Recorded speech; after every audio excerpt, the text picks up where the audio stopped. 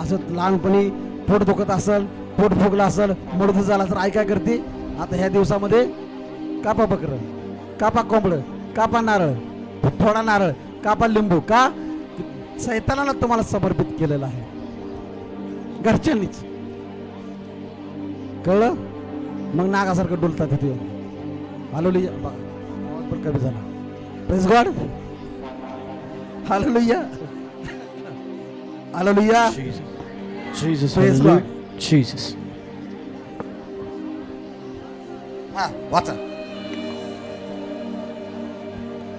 तेव्हा हा दोन पुरुष तो देश हेरायला गेले.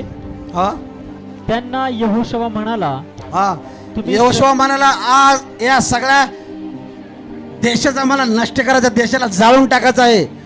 पण त्या बहिणीनी, त्या लेकीनी, देवाला भिणाऱ्या त्या पोरीनी काय केलं होतं? या सैनिकाबरोबर आणबाग केली होती, म्हणजे शपथ वाहिली होती. बघा, अख्ख्या देशामध्ये, अख्ख्या शहरामध्ये एकच बाई वाचली आणि तिचं कुटुंब वाचलं. का? तिनं देवाला समर्पण केलं, देवाच्या लोकांची मदत केली. आपल्याला मदतीचा हात पसरला तर आपला हात खिशात जातो.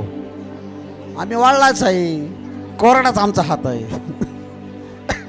तेव्हा गरज असते ना घ्यायची, तेव्हा देव म्हणतो, तू कुठं मला मदत केली होती? जब मैं भूखा था तूने किधर मुझे खाना खिलाया, जब मैं ठंड के मारे गुड़गुड़ा रहा था कब तूने मुझे कपड़ा दिया, जब मेरे पैर को छाले पड़ गए थे बिना चप्पल का कब तूने मुझे चप्पल दिए. परमेश्वर पूछने वाला है. हाँ, तर त्या राहाब वेशीने काय केलं? त्या दोन पुरुषाला आसरा दिला. जर तिने त्याला आसरा दिलाय तर देवाने तिला जन्मभर आसरा दिला. लक्षात ठेवा प्रियानो. काय केलं? देवाच्या लोकांना मदत करणं सोपं नाही. तुमचे दुश्मन सगळे जळून गेले, मरून गेले, पण देवाने तुम्हाला वाचवलेलं आहे. का? कारण तुम्ही देवाच्या सेवकाला मदत केलेली आहे. त्या दोन्ही सेवकांना, त्या सैनिकाला राहाब वेश्याने आसरा दिला, त्यांना लपवलं, स्वतःचा जीव धोक्यात घालून. जर त्यांना माहीत पडलं असतं तर राहाब वेश्या मेली असती. पण तिने काय केलं? जीवावर उधार होऊन काय केलं? त्यांना मदत केली. आणि ती मदत किती कामाला आली? कारण तिला माहीत होतं की देव मला देणार आहे, देव मला वाचवणार आहे, देव माझा परिवार वाचवणार आहे, देव मला सुटका देणार आहे. तिचा विश्वास होता. प्रिय लक्षात ठेवा. म्हणून तिने काय केलं? देवाच्या सेवकाला सोडलं नाहीये. तर तिने काय म्हणली? कोणाची शपथ? ब्रदर वाचा. तुम्ही शपथ वाहिल्याप्रमाणे त्या वेश्येच्या घरी जाऊन काय शपथ वाहिली तिनं? तिला बाहेर, आणि तिने जो कोणी असतील त्यांना बाहेर आणा. तिनं काय शपथ वाहिली? की जर तुम्ही या देशाचा नाश करत आहात तर पण माझा परिवार तुम्ही वाचवा, माझ्या परिवाराला काय करा? तुम्ही बाहेर काढा, बाकीला सगळ्याला मारून टाका, मला काय करायचं? नीट लक्ष द्या. म्हणून देव असंच करणार आहे. चुन चुन के निकलेगा परमेश्वर. अभी उसका दिन आ गया उठाने का ऊपर. Praise God. देव प्रत्येकाला निवडून निवडून काढत आहे, चाळून चाळून काढत आहे. कोण माझ्या त्या चाळण्यामध्ये बसते का खाली गळून पडत आहे? तुम्ही ते ज्वारी चाळताना चाळी बघितली का? का मारता हो चाळणी? त्याच्यात सातू असतात, नाही काय म्हणतात त्याला, किडा असतात. परत त्याला काय म्हणतात? सोंडकिडे असतात. दुसरं काय असते ना? अजून लेंडी असतात. बरोबर. दगड माती पण असते ना. हा, म्हणजे सर्व काय होते? वरच राहतं का खाली पडतंय? चाळून चाळून मोठं दगड असलं तर वरच राहणार ना. पण ज्यावेळेस निवडायची वेळ येते, खाली पडला भुसा पडू देव, तर भुसाला जाळून टाकणार परमेश्वर. पण जेव्हा त्या चाळताना त्या चाळीमध्ये जे काही दगडे सापडतील त्याला असं उचलून टाकणार आहे. त्या कुठं? अग्नीमध्ये. कुठं टाकणार आहे ब्रदर? हा,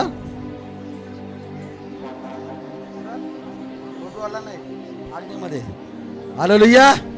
हा, पुढं तेव्हा त्या तरुण हिरांनी हा? आत जाऊन राहेबाला, हा तिच्या आईबापांना, भाऊबंधांना आणि तिचे जे कोणी होते, ज्यावेळेस भिंत पडली, यहोशुआचे सैन्य आतमध्ये घुसले, लोकांना कापायला लागले, बाई म्हणा, माणूस म्हणा, मुलं म्हणा, जनावर म्हणा, सगळ्याला काप सुटले. का? परमेश्वराची ऑर्डर होती ना. परमेश्वराची ऑर्डर होती की तू हे कर. आपण असतो तर नाही, बैल चांगला आहे कापा, मेंढरू चांगला आहे कापा,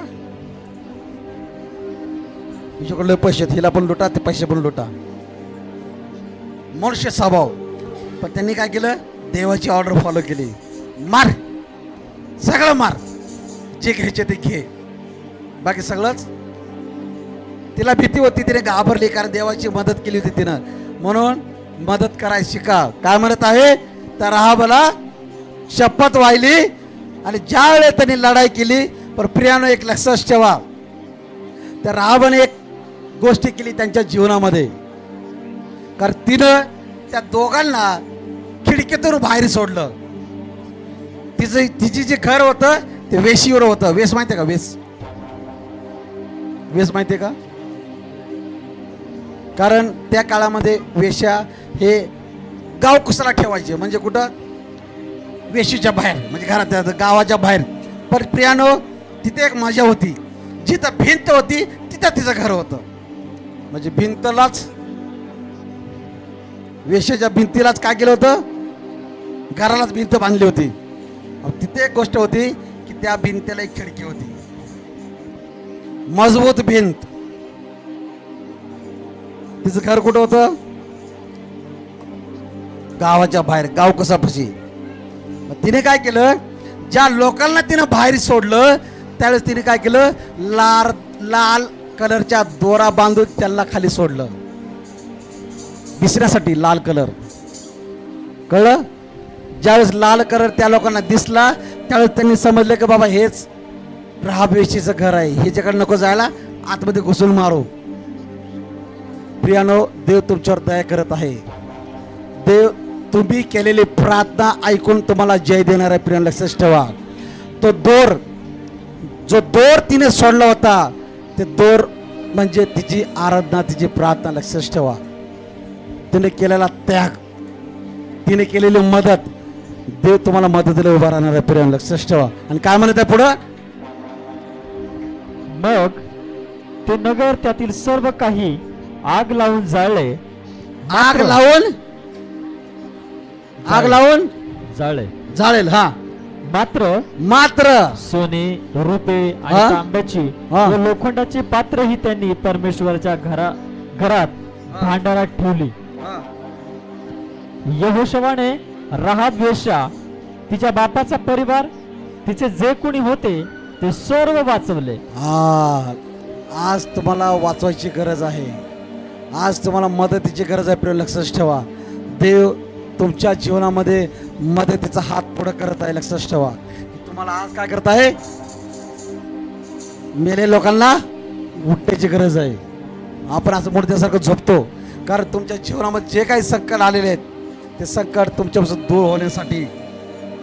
जसं भिंत कोसळली तसं तुमचं टेन्शन पण कोसळायला पाहिजे. प्रिय, लक्षात ठेवा. हालेलुया. आपण जागेवर उठून उभा राहूया.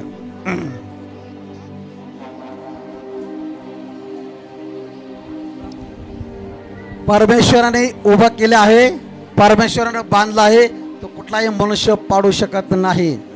पण तर देवानं पाडलं तर त्याला कोणी खाली थांबा ब्रदर, थांबा. शेवटचं वचन आहे 27 नंबर. उभा राहा, तसंच उभा राहा. 27 नंबर वाचा. काय म्हणत बघा, देव यहोशूला म्हणाला, यहोशू त्या लोकांना काय म्हणत आहे बघा.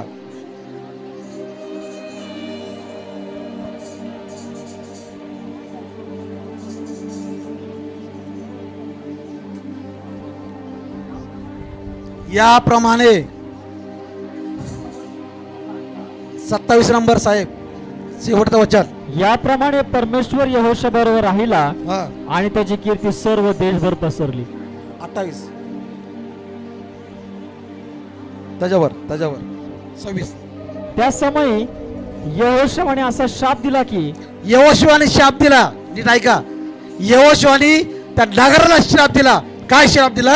जो कोणी यरीहो नगर अरण्यातून प्रवृत्त होईल, जो कोणी येरो नगर बांधेल, येणारे राजे, कारण राजाला त्यावेळेस जग जिंकायचं ना, म्हणून जो कोणी राजा तो घर बांधेल, तो भिंत बांधेल, तो शहराची तोडलेली भिंत बांधेल, त्या राजाला, त्या देशाला यहोशुआने श्राप दिला. येशूच्या नावामध्ये काय श्राप दिला बघा?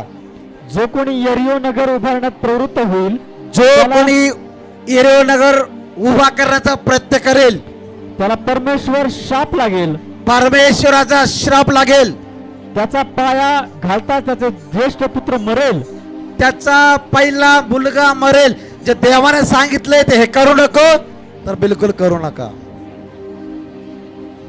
नाही तर ज्येष्ठ पुत्र मरले म्हणून सांगितलं. आणि पुढे आणि हा, त्याच्या वेशी उभारताच त्याच्या वेशी उभा राहताच त्याचा कनिष्ठ पुत्र मरेल. कनिष्ठ पुत्र, ज्येष्ठ आणि कनिष्ठ, लहान आणि मोठा देव सोडणार नाही. प्रिय लक्षात ठेवा. म्हणून देवाच्या विरोधात कोणी उभा राहू नका, तर देवाच्या हातामध्ये पडा. कळलं? सेवेसाठी कधीच विरोध जाऊ नका.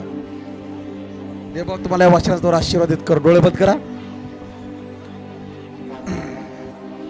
डोळे बंद करा.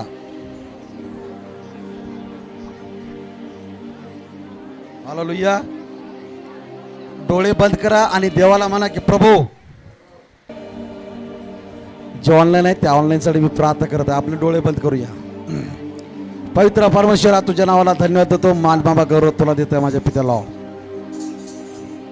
जे लोक प्रभू तुझ्याकडे आशा धरून आलेत माझ्या राजा, त्यांना तू निराश करू नको प्रभू. ज्या कामासाठी तो त्यांना निवडलेलं आहे माझ्या राजा, ते काम त्यांच्याद्वारे तू पूर्ण करून घे. जे आजार आहेत, जे रोगी आहेत, जे दुःखामध्ये आहेत, जे कष्टामध्ये आहेत पित्या, त्या लोकांना सुटका दे पवित्र प्रभू. आणि हो दे तुझ्या नावाचा गौरव. ज्या लोकांना वचन ऐकले, त्या वचनाद्वारे आशीर्वाद केलंय पवित्र परमेश्वरा, त्या लोकांना तो आशीर्वादित कर, ब्लेस कर. येशूच्या नावात प्रार्थना करतो एक पिता लॉर्ड. आमेन, आमेन.